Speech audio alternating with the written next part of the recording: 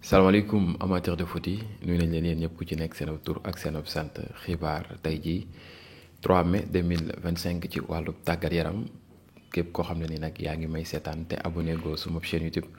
bu ko tàyyi bësal bouton s'abonné bi ngay liker di commenter di partager loolu ngeen ñu mën a soutenir bu baax a baax ci xibaar yi nga xam ne ñu ngi leen koy jox matin midi soir dinañ wax ci yenn nouvelles yi jotee jot ci Real Madrid Barça Bayern Munich Manchester City lu bëree bëri dinañ ci ñëw toog.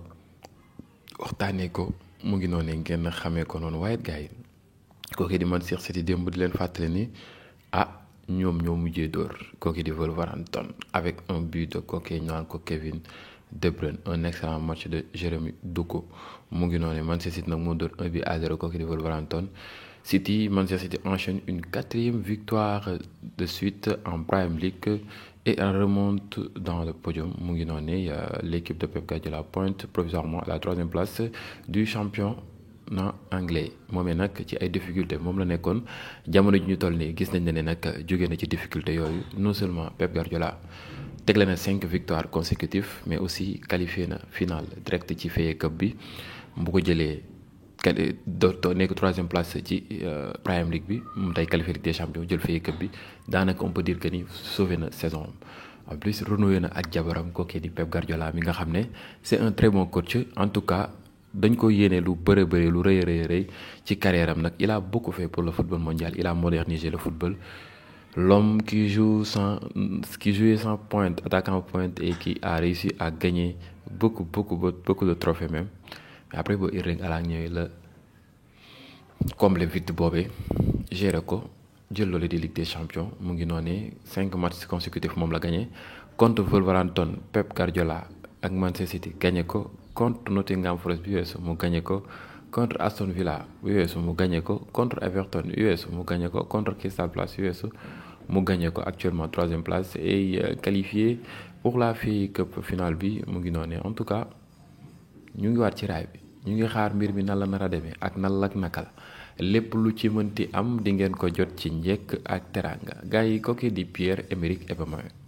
le Gabonais actuellement il est en train de faire des choses extraordinaires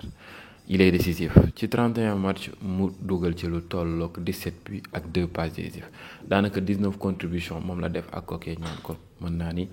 club boobee nekk foofu ci Arabie Saoudite mu ngi noonu ñaan ko Al Qadsiya waaw club bi nag dafa yéeg jóge 2e division yéeg 1re division Aubameyang ñëw gën koo yéegal nag Baye Diagne moo fa nekkoon moom it yéegal ko bàyyi leen Aubameyang nekk di ko ne di gérer ba niveau bi nga xam ne ci la toll nii mu ngi noonu ngeen xamee ko noonu waaye gars yi kooku di Porto nag door na 3-1 kooku naan ko Moreirense mu ngi noonu l'FC Porto renverse Moreirense et retrouve le chemin de la victoire en Liga mu ngi noonu kooku ñu naan ko mën naa ni Porto nekk Liga portugaise boobee. Manchester City nag ak Guardiola ak Kevin De Bruyne démb ñuy dóor Kevin De Bruyne nag nee na j'essaie juste de jouer le meilleur football possible damay jéem a football bi gën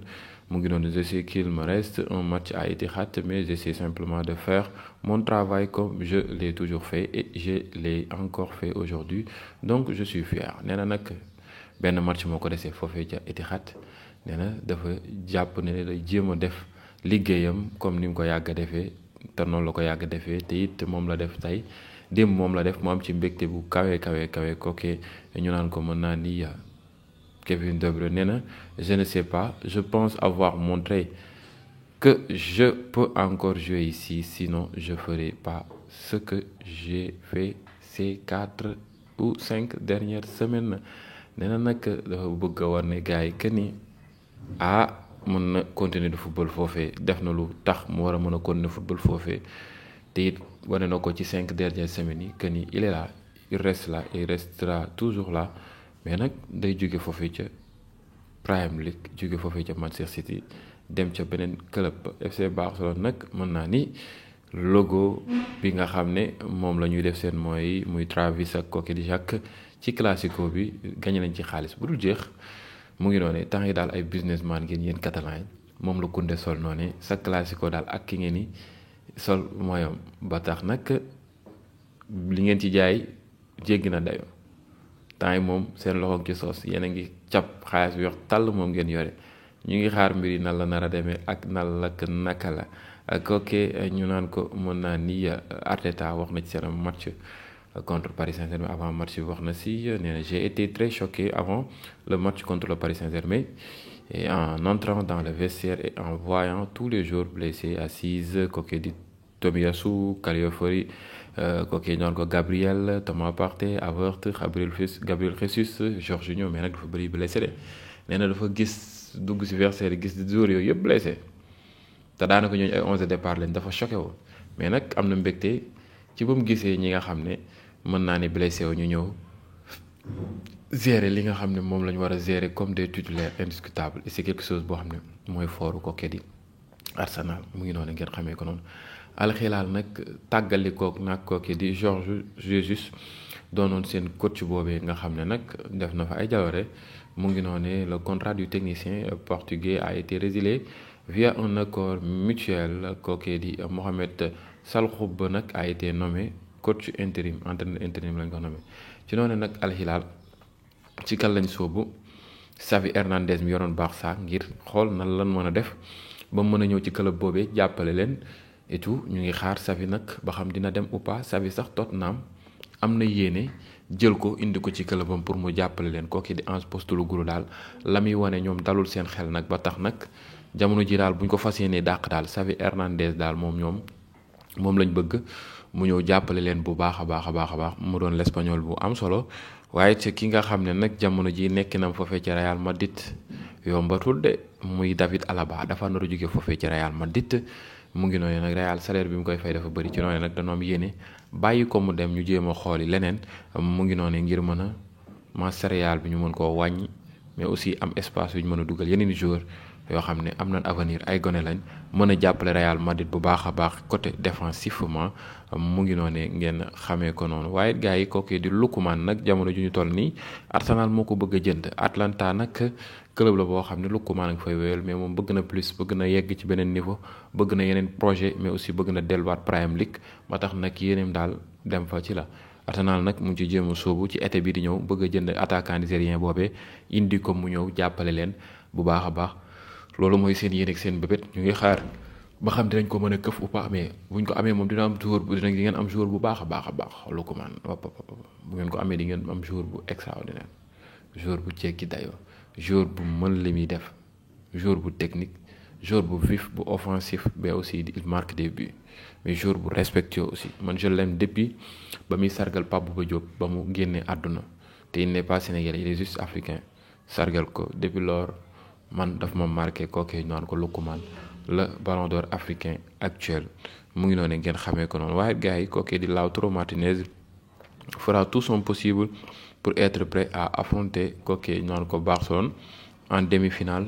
retour de la Ligue des Champions mu ngi noonu maanaam kooku di Martinez daal yéeneem ak bëgg-bëggam mooy football loolee di demi-finale Ligue des Champions retour mook Barça mu ngi def kéem kàttanam ngir mën a nekk. wéer peng répondre présent ngir mën a gagné match boobee loolu mooy yéeneem ñu ngi xaar nan la nar a demee ak nan la naka la en tout cas joueur bu am importance la pour Inter waaw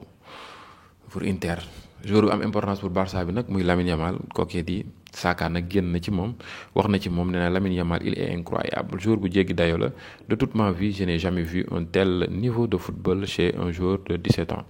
nee na ci àdduna mbam sosoog léegi mosul gis joueur bu am 17 ans football niveau bu toll nii nee na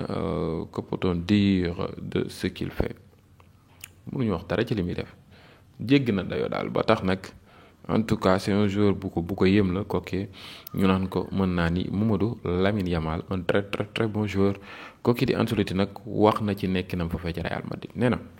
du ma sa xuluk Real Madrid du ma sa disputer ak ñoom la fa dañ jot a dégg yi ci bëri nee na du ci wax kenn dara la fa jot a am du ci wax kenn dara li war a am aussi tamit du ci wax kenn dara en tout cas nee na même bu dee day jóge Real Madrid moo xam muy 2025 2027 2030 ci am dina fa jóge ci jóge bu rafet nag Real la bëgg fa la teg xolam bu sañoon nag dafay continuer di toog nag moom la bëgg waaye dinañ jéem a def seen kéem kattan daal ba mbiri rafet nee na dara du ñaaw te it moom daal du mas a xuloo ak Real Madrid loolu la Ancelotti génn leeral mu doon un coach boo xam ne jamono ji daal ay mbiram bëri na coow. wax na ci kookee di Arda Güler aussi nee na Arda Güler c'est un joueur bu technique bu talentueux te am na avenir ci football mondial ci kanam tuuti il va devenir un très très très très grand joueur kooku di Arda Güler. Actuellement il est un joueur exceptionnel mais avec le temps il va beaucoup montrer aux gens que ni il est talentueux te it dina am daal avenir bu yaatu kooku di Ancelotti ñi nga xam ne nag dañ koo yàgg réclamer ci kooku di Arda Güler mu may ko temps de jeu bi war waaye jox ko gëdd gi war ak fulla ak fayda gi nga xam ne moom la mérité kooku di Arda Güler. Ancelotti nee na Arda sera un joueur très important pour l'avenir du Real Madrid, joueur am solo nar a doon pour l'avenir du Real Madrid car il n'y a pas beaucoup de joueurs de ce niveau au milieu de terrain. Nag bëriwul joueurs yu am niveau bi mu am ci milieu de terrain bëriwul. mu ngi noonee Arda Güler a très bien progressé, il est devenu de plus en plus vu. À l'avenir il sera encore plus important, il montre de la qualité et il était régulier lors des derniers matchs, il est régulier aussi dans le jeu. Je pense qu'il deviendra un grand milieu de terrain, pas seulement un ailier. nee na jàpp ne dina doon milieu de terrain bu mag a mag waaye du yem sax rek doon ci ailier kese mi milieu de terrain bu mag a mag moom la nar a doon. loolu la Ancelotti génn leeral ci kooke ñu naan ko mën naa ni Arda Güler. wax na ci Celta Vigo nag nee na Celta est une grande équipe, c'était clair récemment qu'ils ont failli battre kooke di Barça. nee na kooku di Celta Vigo équipe bu mag la te it danoo naroon a gagné sax kooku di Barça. Nous pensons au présent et au prochain match, nous croyons que nous sommes capables de nous battre et ce que nous allons faire c'est nous battre parce que le championnat jusqu'à la dernière seconde du dernier match. nee na nag dañ jéem a def seen kéem kàttan xeex jaayante ba kerbaak dernière minute dernière seconde yi ci dernier match Liga espagnole yi. ci noonu nag contre Celta Vigo boobee Real Madrid il va jouer sans kooke ñu naan ko mën naa ni Rodrigo. li waral li ni mel dafa am benn grippe bu mu am ba tax nag dafa forfait ci match boobee, dafa feebar kooki di Rodrigo. En tout cas Real Madrid kooki ñu naan ko Rudiger du football, Rodrigo du football, Militao du football, Carvajal du football, Mendy du football, Camavinga du football. Real a ngi bëgg a bëri blessure vraiment nag Real mu ngi bëgg a bëri blessure. mbir yi métti na seen ab côté trop man dama vraiment yéenewu ma leen li ni mel. waaw il mérite plus. c'est que nag déwén moom dina leen jàngal ngeen mën a jënd ay joueurs yu bëri waaw. imagine contre Celta Vigo Rodrigo, Eder Militao, David Alaba, Anthony Rudiger, Dani Carvajal, Ferland Mendy, Eduardo Camavinga ñoom ñëpp kenn du ci football. Rodrigo nag xaw ma nag Classico bi dina disponible ou pas mais bii moom kon Celta Vigo du ko football. mu ngi noonu gars yi ngeen xamee ko noonu looloo nekkoon xibaar tey 3 mai 2025 ci wàllu tàggat yaram. képp koo xam ne yaa ngi may seetaan abonné ko sama chaîne YouTube bu ko taay bësal bouton s'abonner bi ngay liker di commenter di partager loolu ngeen ñu mën a soutenir bu baax a baax. jàmm ci yéen ba beneen yoon ci yeneen vidéo merci à vous.